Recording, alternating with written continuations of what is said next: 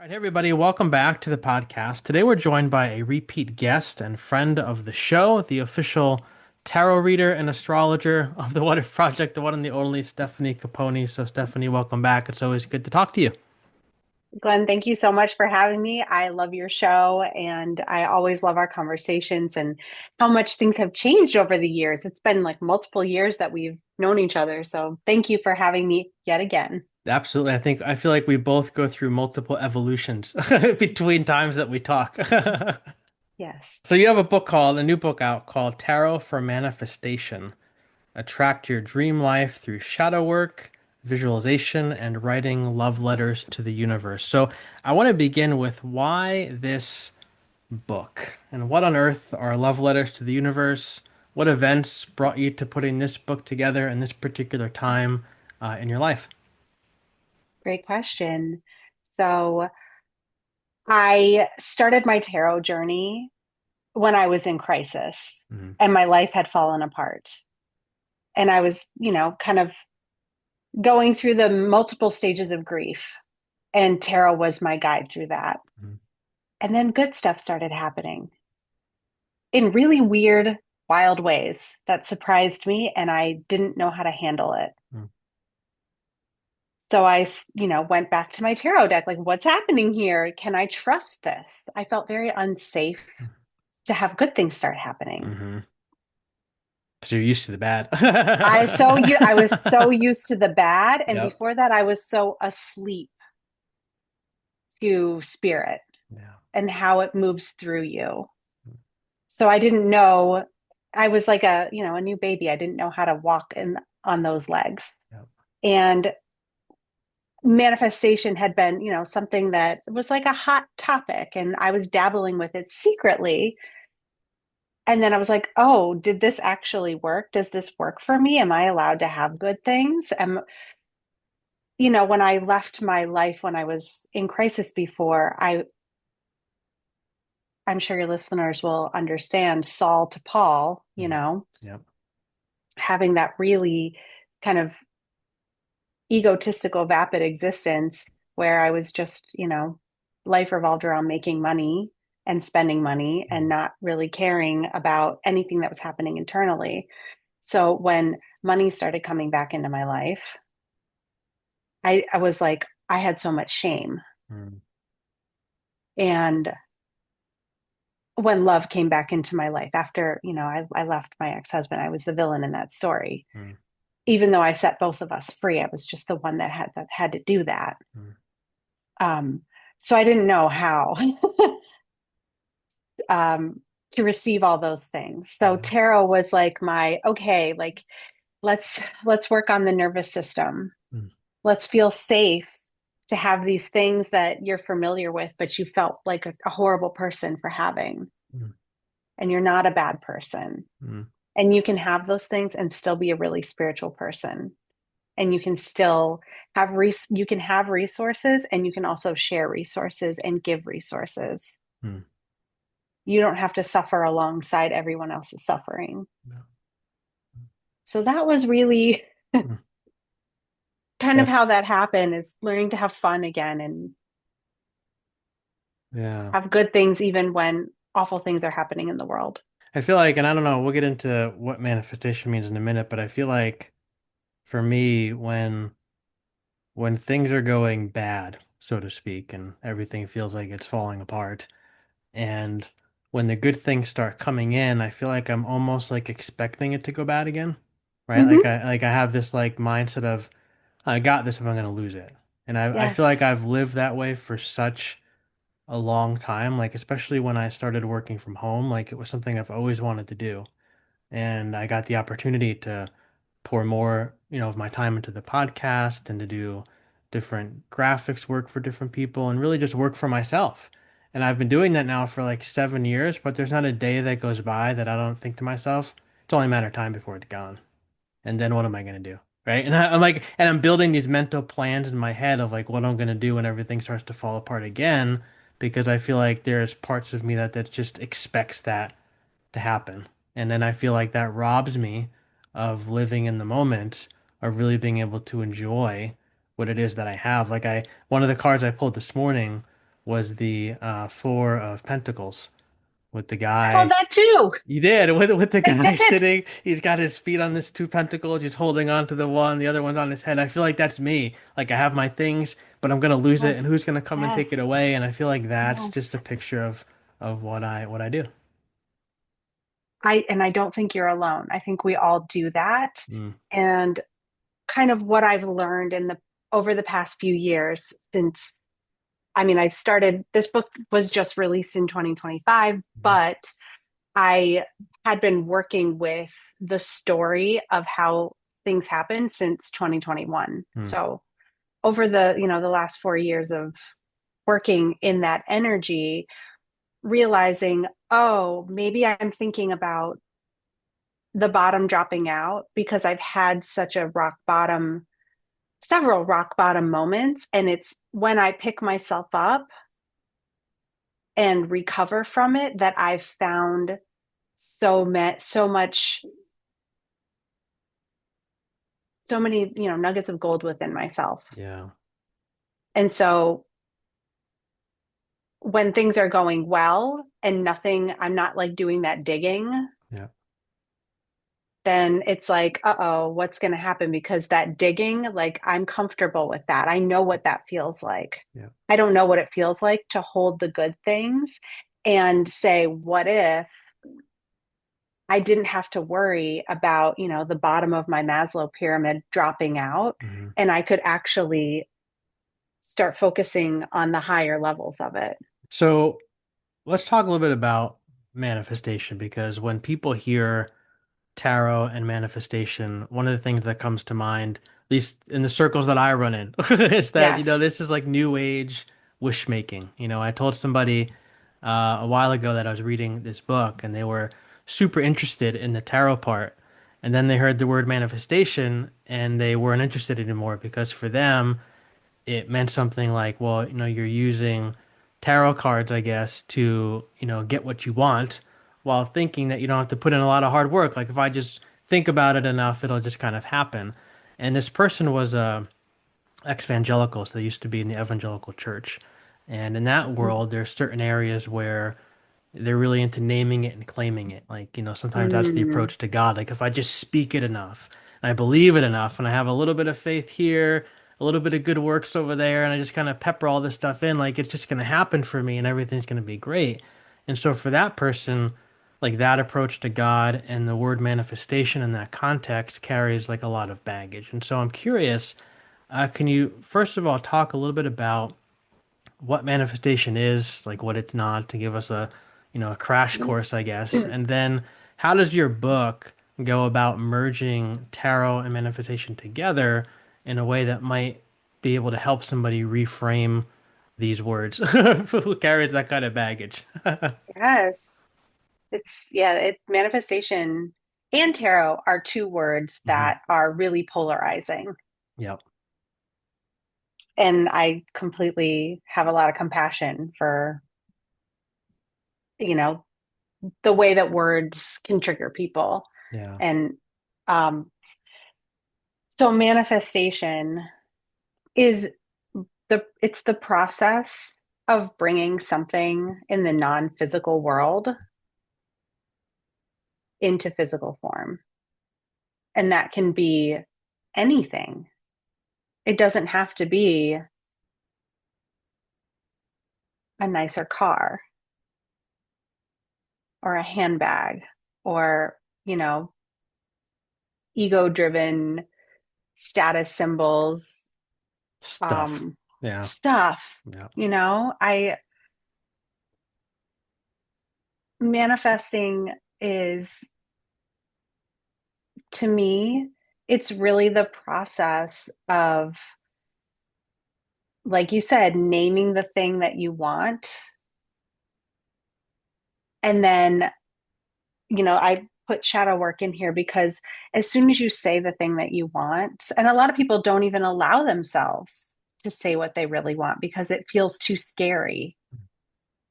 So when you say it, then noticing what what immediately comes up, what excuse that nope, that won't work for me. And that's the shadow work. Mm, That's where the tarot comes in to mm, dig into that. Say I want conscious partnership.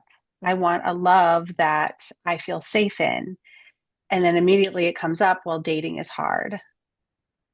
Dating apps are terrible. All the good partners are already taken. mm, I can in all of those, excuses and fearful thoughts, that's the work. mm, It's just figuring out why we're not letting ourselves have the thing that our heart really wants. mm. I think for a lot And of learning people, to like, oh, sorry, go no, ahead. yeah, no, please go ahead.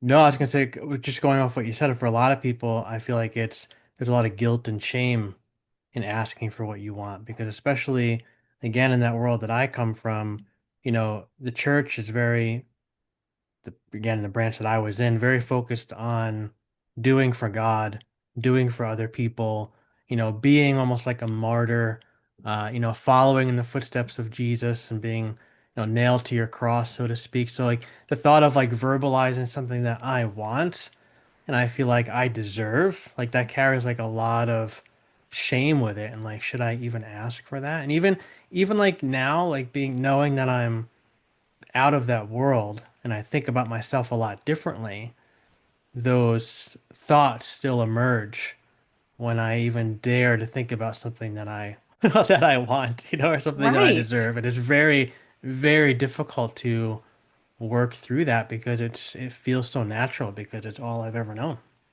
right. Yeah. And that's really a huge part of this book is getting getting to the place where you feel comfortable and safe and regulated in your nervous system Hmm. to say, instead of that's not for me, why not me? Mm, mm.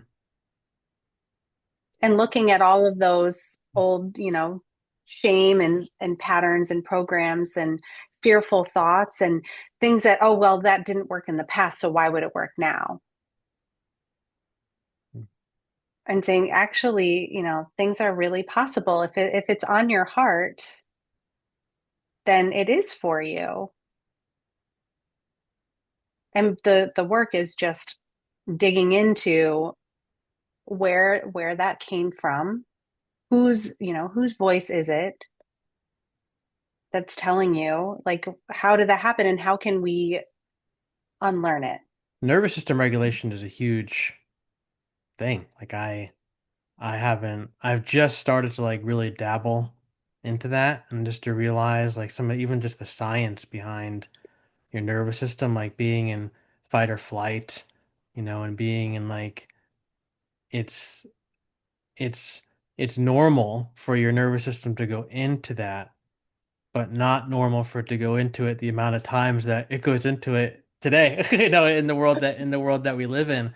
And I feel like, you know, for a long time I've shamed myself for, you know, having my nervous system be dysregulated in terms of just not being able to focus on something. My mind's going a thousand different directions at once, and just realizing that, there's nothing wrong with me. I can take a deep breath and I can just kind of ground myself into the moment. And, meditation's been helpful with that. But again, just going back to what you said about nervous system regulation, that's just such a huge thing that I feel like, thankfully, there's a lot of people doing really good work around that now, bringing that into everyday life because it felt like for a while it was like out there. There's people who understand it. I don't understand it, but there's so many books now. You can just go to the bookstore and see nervous system regulation, and there's tons of things there that can help.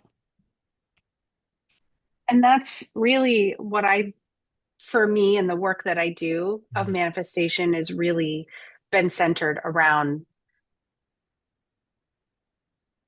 feeling feeling regulated and safe because all your nervous system perceives all change as a threat, Mm, even if it's good stuff. mm, Think about when just going, sometimes people, like for me personally, like I have I get, very stressed out to go a different way somewhere Mm, or go me too. into a new, I'm the like same I way. go to the same coffee shop Yep. for whatever, and I hear that this other place is really great and I want to check it out, but I'm like, I can't walk into a Yep. new No, place. no, no. I have Yep. to look up the menu ahead of time. I need to look up pictures on Yelp and Instagram and see people taking pictures inside and put myself in the picture and really envision myself. Okay, I can walk in here. Yep. I know what the menu is, so I'm not going to feel like, I'm taking up too much space, Hmm. holding a line up, trying to make a decision. Yep. Um, I get so this it's kind of it's the same, it's all the same stuff. It's like, Mm, okay, I'm going to do it. I'm going to step into a new role. How can I, one, move through my old stories so that I feel safe enough to even say this thing that I want is for me, hmm. and I'm willing to do things in a different way to have a different result. So when it comes to manifestation, and you talked a little bit about shadow work too, about those things that come up when you think about the thing that you want. So for me, that guilt and that shame that I can't possibly, want to ask for something or think of something good for myself. With these two things, how then does tarot come into the picture? Like, how does tarot help manifest? How does tarot help deal with the shadow work? Like, what does that look like? So in the book, each chapter goes into examples and stories to Mhm. connect to, um, for each step of the manifestation process. And I think that, shadow work is one of the very first steps. It's like once you have the clarity and give yourself the permission to say, okay, I do want this thing, or I do want to live in this new way. Mhm. I'm going to step out on the limb and out of my comfort zone and do the scary thing and say yes to what it is I want. Then that's when the elephant stampede of fear, excuses, all the shadow things, the jealousy, the triggering, starting to see all the stuff around you, because it's inevitable that once you decide that you want something and that it's for you and you're going to move towards it, your reticular activation system, RAS, your subconscious starts giving you little like breadcrumb clues of it. Mhm. So you start to see people having what it is that you want, Mhm. or see, like they give the example of like you decide you want the car and then you see, the car everywhere. Mhm. But it's for all the things. Um, and that's your litmus test of where you're at with your nervous system. Yep. When you see that, do you get like totally dysregulated? Or do you see it and think, ooh, it's a preview of my coming attractions? Now I'm getting clues. Now I'm Mhm. being led and guided. And so when you're not feeling that high vibe about it and you're like, no, why did this person get it when like I've been working so hard for it? That's when you pull out your tarot cards and you're like, Mhm. and we pull cards about it. And we're like, when I see this thing and I feel dysregulated, what is that trying to tell me? Mhm. And then, that's so funny. I pulled the 10 of wands. They're efforting so hard and not getting like, Right. I see you, tarot. You Right. are gonna we're gonna play that game today. Okay. Um, but that's when you can, sit with your journal and your tarot card. So instead of being stuck in your head about something, your tarot deck and seeing those images, it's helping you ask more productive questions Mm, and tapping into your intuition mm, mm, and seeing, how do you really feel about this? Where are you at on this journey and this process? And knowing that you're never failing. Like if you get totally nose out of joint about something, that doesn't mean you failed a test. right. It means you were just made aware of the work. And that doesn't mean you're not going to get your thing for months and years into like sink into, you know, a bad mood about it. It's trying to help you get out of that. Mm. And the awareness piece is so huge because for the longest time, for me, like I was going through autopilot. Just this is just the way I am, is what I do and whatever. But, I feel like doing tarot has made me more aware in the moment of things that I'm doing that maybe aren't that productive. And I feel like that's where the power comes in to make a change because you can be thinking like, oh, I don't deserve this, blah, blah, blah. And then you can go on with your day, or you can go, I don't deserve this, blah, blah, blah. Oh, wait a minute. I'm having this thought that I don't deserve this. Where'd that come from? Why do I have that? Yeah, Right. And I feel like that it's that point of awareness that has the power to make to so much shift. change. And if you can cut off the shame, be like, wait, I'm not going to shame myself because it's just a thought. That's all it is. And so I'm just going to ask it some questions and try to figure out where it came from. And I feel like that's the work, right? That's the shadow work. That's the work. And I feel like for me, tarot can help bring a lot of those things to light and help me ask the more productive questions. Like this morning, I was thinking about, again, just my life and where I'm at and having this fear of losing things. And the cards that I pulled were the Death card and the Four of Pentacles. And so, here's the Death card. Okay, something needs to change, right? There's something evolving, something that's not serving you anymore. And so then I said, okay, what is it? And the next card I pulled was the Four of Pentacles with this guy holding on to his things. And I felt like it was just the universe, or you could say God, or whatever it is, saying to me, hey, like, is this the most productive way for you to keep living? Maybe that was productive for you in the past, because maybe there were things that you really were in danger of losing and you had to, orient your life a little bit differently to hold on to certain things. But like, is that really serving you anymore? Like look at your family, look at your wife and your daughter and the great work that you get to do and the way that you're using your gifts. Enjoy it. Instead of using the energy to hold on to something, use the energy instead to invest back into the thing that you're doing. And so again, like it's just, though it just helped me ask more productive questions of myself. And I feel like I might not get to the bottom of something today, but now there's things lurking in the back of my mind for me to think about. The next time those feelings come up, I can have different language to address them with. Absolutely. And when the death card comes up, it's it's asking, especially like when you said like you pulled the death card plus the Four of Pentacles, it's like Mhm. looking at your relationship to clinging. Mhm. And the death card is really about when we release ourselves from the clinging and the need to control in order to feel safe and regulated. That's that's really when we open up and we transform into the next version. Wow. Now you got me thinking. Now you got me thinking about my about my life. We could keep going down that down that rabbit hole. Yeah, but I think it's one of the things that thinking about my own tarot practice, which is not nearly what I would and as consistent as I would like it to be.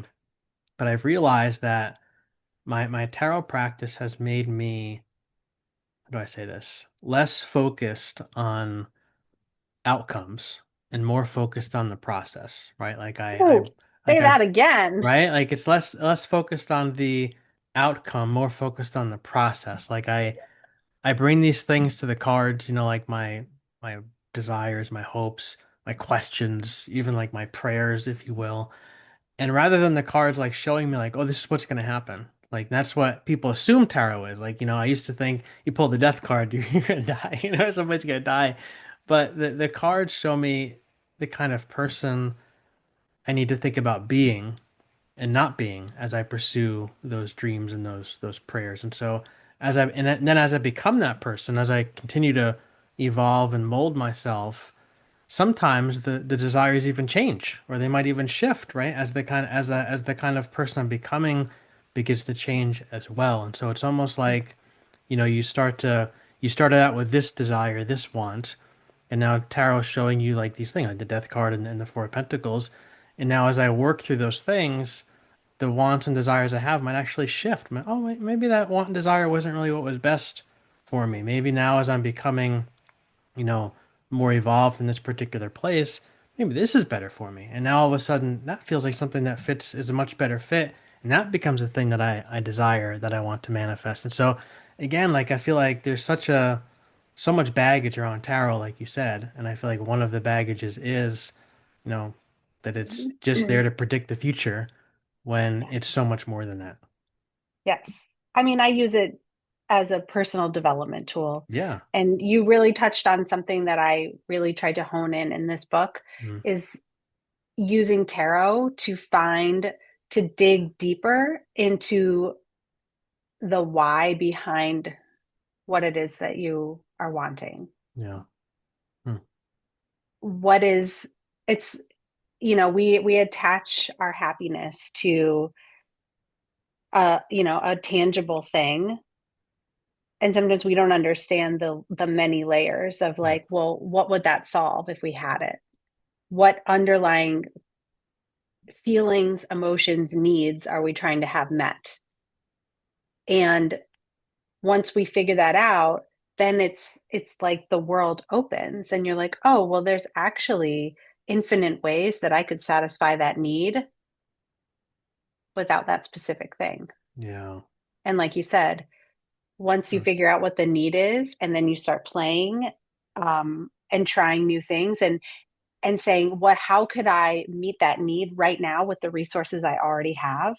It takes the pressure off of that desire. It takes it off the pedestal. It takes the pressure off of yourself and it brings you into play.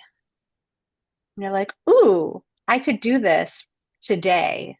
And then start building that intention into what you're doing in your daily routine mm, in small ways. And then it's like counterintuitive. It's like, and then all of a sudden, like you get the thing you want and it looks different than how you thought it was going to be. And you realize that it had been actually building for a long time. yeah. I think too, like, I mean, going back to what you said before about, sometimes people assume that manifesting is just like you're wanting these earthly things, like you want that new phone, you want that new bag, you want that new whatever. Yeah. When like you just said, you can use these cars, you can ask these questions, and you can see that, well, why do I want that new phone? I want that new Yeah. phone because I'm gonna make me feel like I fit in more with this particular group, or all my friends have the phone with the best camera on it, and then my camera is junky, whatever the case may be. But then you ask those questions about, well, what's lurking beneath the surface of that? So I feel alone, or I feel like I don't fit in, or I feel like this, I feel like that. And then once you realize, I think that that's the thing that you're struggling with, you can open your mind up to see all the different ways that the universe is throwing things at you to try to meet that particular need. Maybe not through having a $1,200 phone, but maybe it's through maybe there's a friendship that you've been overlooking that's there and that's growing and that's blossoming, and that's a way that the universe is trying to help you feel more included and more whatever. But I feel like it's just like you said, like it broadens your horizons as opposed to looking through tunnel vision. This is the one thing that I want. It can help you open up your mind a little bit to see the other ways that those needs can be met. That was another reason when you asked me why this book, I really wanted to take the spiritual bypassing and the icky feelings out of this this work, Yeah. and to also for people to realize that there's so many other ways they can work with tarot. So talk to somebody who's listening who like I have a lot of people who want to get in the tarot, but they've expressed their hesitancy. One person said to me a couple weeks ago, they said, I went to the bookstore and I got really brave and I walked down the tarot aisle and I picked up a tarot box and then I put it down. But they said it was big for me because they grew up with this mindset that tarot is bad and evil and they just never even went near that aisle, but they went to explore.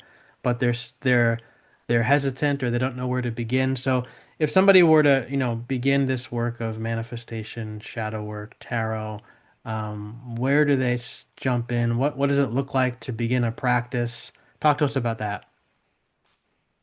Starting with a tarot practice is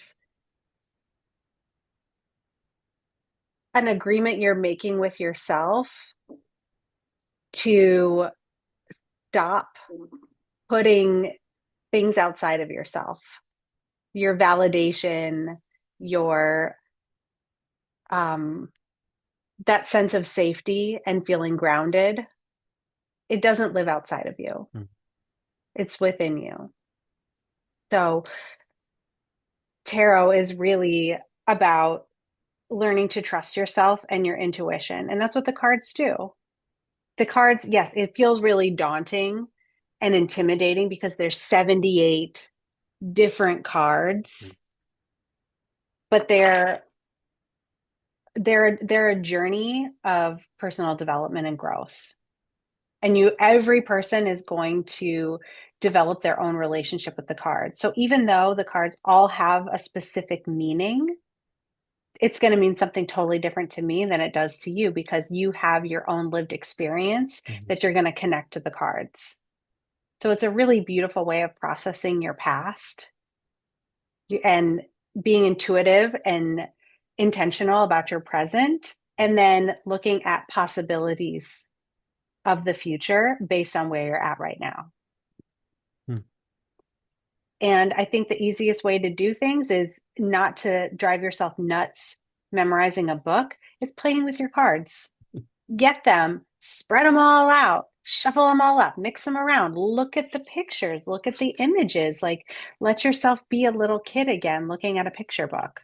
mm, What does it say to you when you see it? What is the first thing that comes up? Like when you were saying like about the death card. The death card is triggering because the word death is really feared mhm, in our society. But in nature, it's part of the cycle. mm, So though it's the word that bothers us, or when we see the devil card, the word devil, or seeing the imagery of a devil is really triggering. And that is the actual work mhm, in that moment. Is not to think of, oh God, how is this affecting my life? What is this predicting? It's, hey, what is my relationship to seeing words that make me feel uncomfortable mhm, and imagery that makes me feel uncomfortable? mm, What is my discomfort in trying to tell me? How could I become more comfortable? mm. Just, casual stuff like that. Yeah. Yeah, I feel like I feel like people have this thought that has to be this big thing. And that was me. When I first got into it, I was like, I gotta memorize what all the cards mean, I gotta know what they all mean. It'll And come with you time. yeah, and you told me you're like, just look at the cards and just pull one Yeah, card and sit with it for a week if one you need card. to. Yeah, and just Yeah, like look at it every day and you might see something different on the card every single day. And that was really helpful for me because then I would look at your book or somebody else's book and be like, well, I got something different from the card. And you're the one like you're exactly. like, that's okay. Like that's what it's Yeah, all about. Like doesn't have to be a particular meaning. You might read something in the book and say, "Oh, I never thought of that," and that might help you, but you know, that doesn't override the thing that came to your mind when you first looked at the card. And I feel like that's a huge thing. And I really want our listeners to hear because a lot of people grew up with the Bible and Bible reading and things like that. It's like the same thing. Like there's so many times somebody goes to the Bible. Like I remember in seminary, and a professor having break us up into different groups. We all read the same passage of scripture, but we all came away with something entirely different. And I feel really like, and different. it's the same thing. And you look at the Bible's full of all these stories. The cards are full of stories, and it's the same kind of thing. But it's just like it's like another tool to be able to go after that spiritual development that we're talking about. Absolutely. And it's because it's imagery based and it's intuitive based, it's you have to unlearn your own dogmatic. Hmm. I grew up going to Catholic school and I went to church every Sunday and I also went to church during school. Like we had mass every week. Yep. I was just always, and I had religion every single day. And I felt very different than my classmates because they were telling these stories. And I felt like like they were telling me like how I it's the same way that I feel with tarot cards. I Mhm. was taking like I knew that this was just a way of bringing out something in me rather than like this is exactly how it happened and you have to memorize it and Yeah. this is like reading a history textbook. Yeah. I was like, "Oh no, this is just teaching you, how to engage with your own sense of ethics and Hmm. morals and Hmm. how you want to live in the world, how you want to be treated, how you want other people to treat you."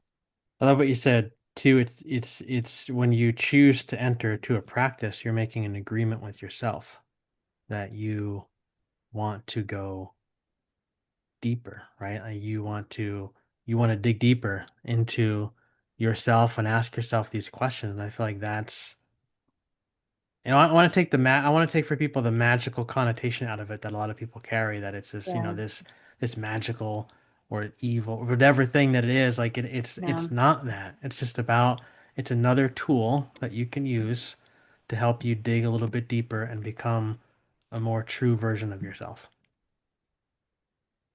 absolutely. And something that never sat well with me in my religious upbringing was that God was something outside of myself Hmm. and the church was my safety. What I've learned through my spiritual practice is I'm my own church. I'm Hmm. my own safety. Because I trust myself, I know I can move through the universe and I can make mistakes and I can learn from them and I can grow. Yeah. Yeah. I don't need to ask other people what's best for me and where to go. I need to ask myself that and trust that what is going to come up is going to make no sense, but it feels. It doesn't have to be logical, it has to feel. Yeah. Yeah. Yeah, I was just talking to somebody named Maury Fontanez a couple weeks ago, and she wrote a book called Higher Self. We were talking about that very same thing that, so often in my life, I was always taught to look outside of myself. You got to look to the church, you got to look to the Yes, professors, you got to look to the approved books by the approved authors yes, of the church, and they're the ones that know better, but you don't. And I feel like I'm in this place now where I'm getting back in touch with that intuition and trying to listen to that still voice inside that's been pushed away for so long. yeah, I'm like, there's actually a lot of wisdom jammed yeah, down in there, right? yeah, Yeah, and I feel like tarot can help you listen more to that voice. 1,000%. Yeah, yeah. All right, so as we close, could you do a tarot pull for us, maybe for whether it's myself or the collective, however it is that you want to work it. Let's do that because that's one of the things that whenever you come on the show, people have pointed back to that's been very helpful for them. Yes.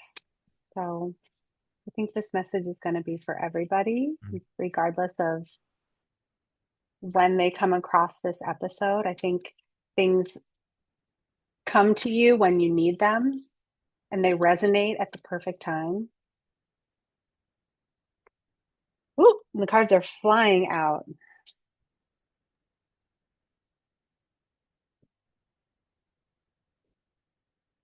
So when I pull cards, I always kind of take a deep breath to kind of clear my mind of whatever I'm thinking and do my shuffling.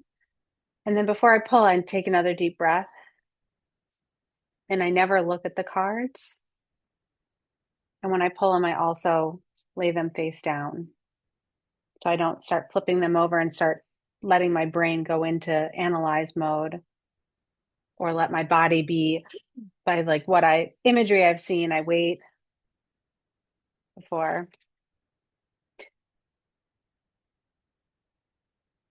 Okay, so first card I pulled is the Nine of Swords. You can see the person here. They're sitting up in bed, hands that they like they've had a nightmare or they can't sleep because they're so stressed out about something.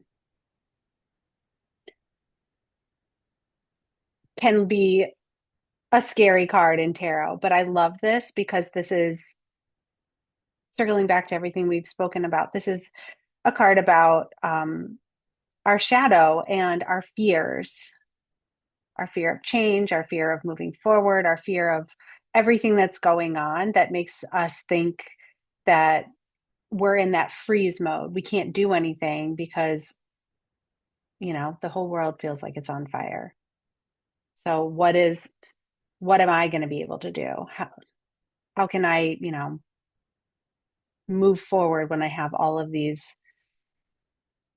fears, anxieties? But because it's a nine, nines are close to an end of a cycle, and it's always darkest before the dawn. So when you're moving towards something and it feels like everything is going wrong and it's all falling apart, it's falling away so that something new can come up. And we're always all of those fears come up because we're about to make some kind of change. And the card that comes with it is the Three of Cups. And they can't even see this because their back's turned to it and they're covering their eyes. When I read tarot, I like to see the story that's happening. You have these, three people that are celebrating with their cups raised.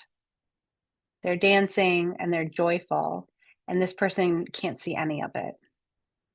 So this means that there's so much joy and love and reasons, opportunities for connection, for love, for joy, for community, like so close to you. And if you're willing to let some of that go and, uncover your eyes and get out of bed, Mm, there's a lot of really beautiful things that would love to connect with you. mm, beautiful. Stephanie, thank you. Thank you so much, Glenn. I'm so happy to be here. No, I appreciate you. Real quick, is there any place you want people to go online to connect with you or any new things that you're doing you want to let people aware of? Yes, so I live mostly on Instagram. My handle is Moonvoid Tarot. Um, a little bit on TikTok. Everywhere you can find me is Moonvoid Tarot, moonvoidtarot.com. I have a newsletter where I send out free spreads, interesting takes on how to work with the seasons and cycles of life. And yeah, you can find my books anywhere you love to buy books. Right. They are at my local bookstore, so I'm sure they're at yours too. Yay! Yay. Awesome. Well, Stephanie, I appreciate you. Thanks for making time for us. Thank you.